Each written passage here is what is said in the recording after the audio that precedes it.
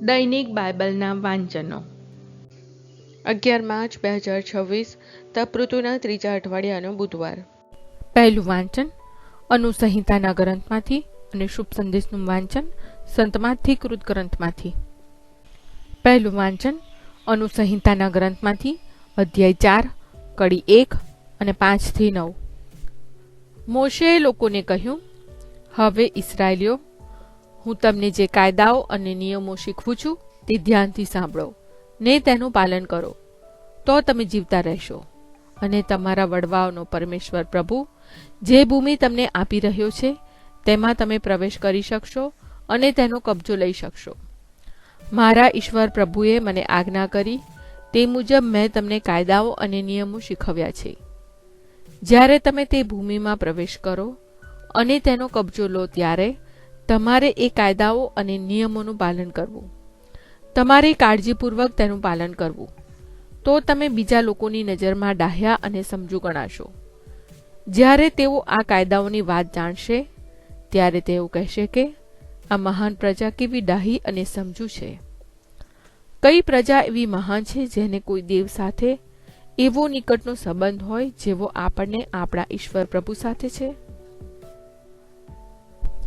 જ્યારે જ્યારે આપણે તેને પુકાર કરીએ છીએ ત્યારે ત્યારે તે આપણી પડખે રહે છે. કઈ પ્રજા એવી મહાન છે કે જે કાયદા અને નિયમો આજે હું તમારી આગળ રજૂ કરું છું એ આખી સંહિતા જેવા ન્યાય હોય. પણ ધ્યાન રાખજો, સાવધ રહેજો.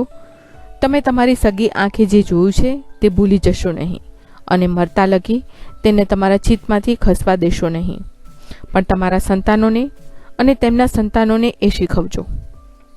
આ પ્રભુની વાણી છે, તે આપણો આધાર છે. શુભ સંદેશનું વાંચન સંતમાંથી કૃત ગ્રંથમાંથી અધ્યાય 5 કડી 17-19. એમ ન માનશો કે હું નિયમ સંહિતાનો કે પૈગંબરોના વચનોનો ઉચ્છેદ કરવા આવ્યો છું. હું ઉચ્છેદ કરવા નહીં પણ પરિપૂર્તિ કરવા આવ્યો છું. હું તમને ખાતરીથી કહું છું કે આકાશ અને પૃથ્વી ભલે લોપ પામે પણ બધું પૂર્ણ થયા વગર નિયમ સંહિતાના એક આના માત્રનો પણ લોપ થવાનો નથી.